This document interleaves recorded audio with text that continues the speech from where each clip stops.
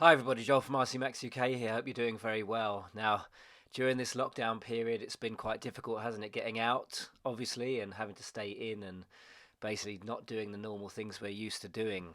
So, I decided to get myself a couple of these tiny little WL Toys cars. Now, I know I like the fifth scale stuff, and that's what I meet up with my mates to do, but stuck in the house, I wanted to carry on doing a bit of RCing and a bit of messing around and trying to keep my sons. I've got two teenage sons, keep them occupied. So I thought I'd get a couple of these WL toys. I can't even remember the names. What are they? 14001 something or others. but, but yeah, so they arrived. £60 they were each, just over. So I wanted to give you a quick look at them here. Just look, quick look there at the wheels and tyres. Quite funky looking cars, quite modern looking. It's totally RTR. You got some metal shock towers, metal shocks, quite a nice looking body. The camber links are adjustable, as you can see there, if you want to adjust them. I haven't done any adjusting like that at all. Threaded bodied shocks. Body's quite, screen printed, the standard kind of thing that you get, just two body clips, one at the front and one at the back holds it on. I normally put these little tethers on just to stop losing body clips. I'm very good at losing them, so I put those on just to literally a bit of fuel tubing, nitro fuel tubing, and a couple of cable ties, and you can do that. It just helps not to lose things. It's got a very big, in relation to the size of the chassis in the car, brushed motor there and a brushed ESC receiver all in one, and it comes with a little LiPo battery too, a little 2S LiPo, and a tiny little steering servo, again with a adjustable arm. Now the ESC is an all-in-one receiver and ESC. I know that's a bit annoying. Some people don't like them, but it seems to work very, very well, so that's not a issue as far as I'm concerned. And there is a tiny little servo saver spring there that you can adjust if you want to protect the steering. The motor mount is a metal mount. It's got a plastic cover that covers the spur and pinion gears. And as you can see, you've got a metal chassis there at the bottom. It's got a slight kick up at the front and at the back. And the hardware on this is all Phillips head screws. There's no hex head screws about here. But I did do a few little running repairs and modifications, or let's say replacement of screws, because I bent a couple of screws when I was using the cars, and I've replaced them with hex head stuff, and it all goes straight in. And the Phillips head screws actually were fine that I took out, so that wasn't an issue at all. You can see it's got the metal hinge pin braces at the front and the back of the car, which is good. It's got a lot of metal parts actually, where you'd kind of want to see the metal parts. So I've got two of them. This is the green one. The only difference is really with this is you've got the silver towers, whilst on the red one they were sort of bronze gold coloured. So that's the only difference that I could see. Everything else is absolutely identical. So moving on now to the controllers. They're 2.4 gigahertz controllers you get. As I say, totally RTR. 4 AA batteries are all you need. You need to supply those.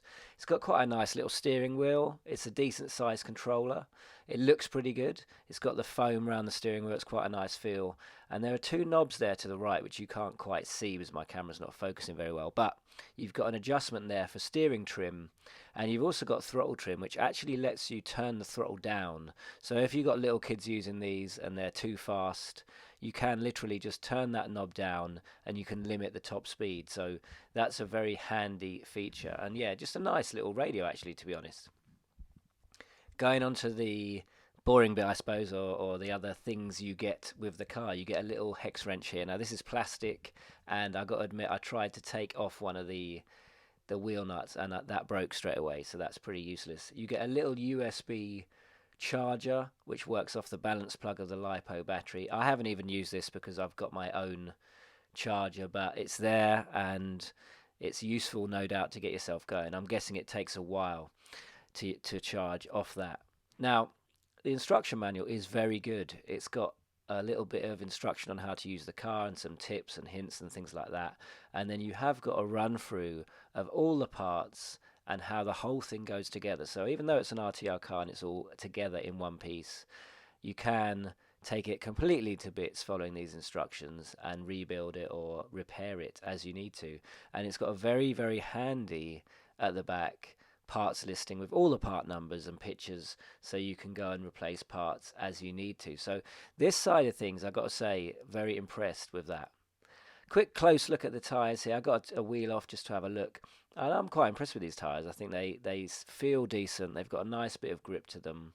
They're not a particularly aggressive tread, but they're the kind of tread that would give you decent grip on grass and on tarmac and maybe in the dirt. Maybe not as good as you could have in the dirt because they're not very aggressive, but reasonable. And the tyres are glued on very well. Now, when I took the tyre off, I did see this. The hex came off on the tyre, on the wheel itself, and I saw how tiny these drive pins are in the hubs, and I did think straight away, these are minute. Surely they're not going to last.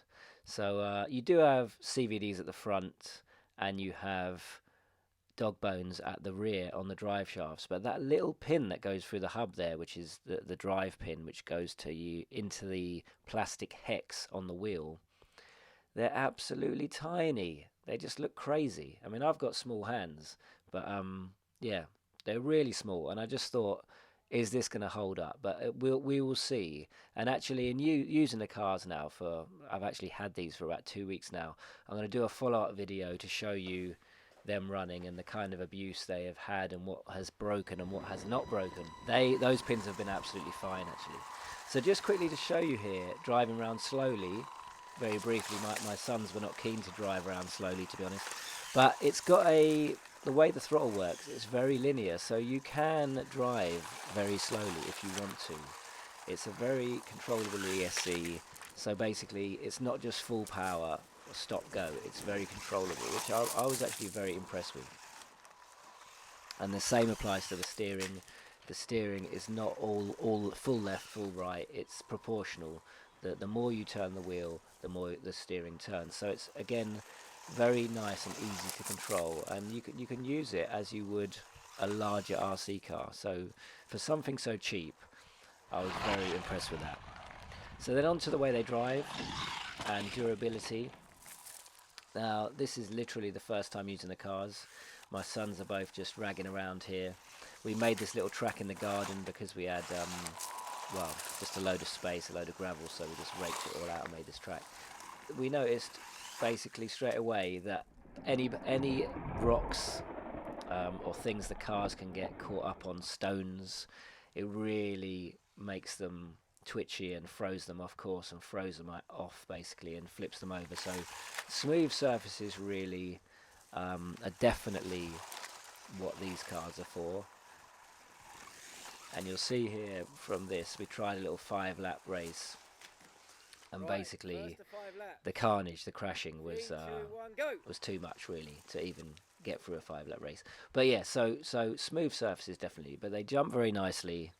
They're fast, more than fast enough, and well, more than durable enough. I think we've run them for about 10 days, I'd say, twice a day for the most part, so 20 odd runs, lots of crashing onto gravel, hard packed dirt and rocks, and yeah, basically a couple of bent screws, and that's about it.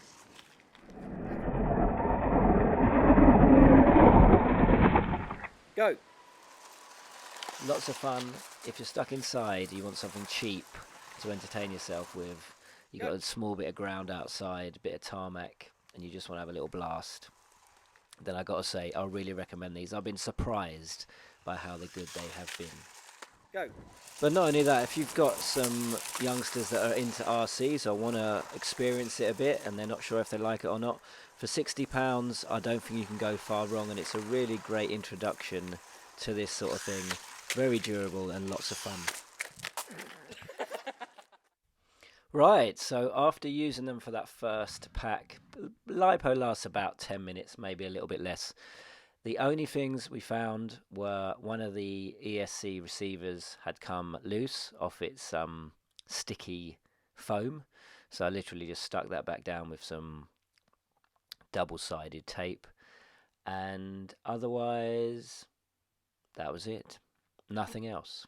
Nothing else at all was a problem. So the cars both ran really well. My two sons really enjoyed using them, and as I say, we got a lot of use out of them. The tyres did okay, considering. As you can see, they're a bit clogged up with mud and dirt. This is my Mugen Ape Scale, and those tyres, the Badlands and the Astro type pin tyres, were much, much better and gave much more grip on that kind of surface. So that's more the kind of tyre you'd want. But at the end of the day, what do you expect? They're a few pounds. So, you could probably get a set of tyres for these that work a lot better in this terrain. But anyway, guys, a few shots here for you just to show the cars running around.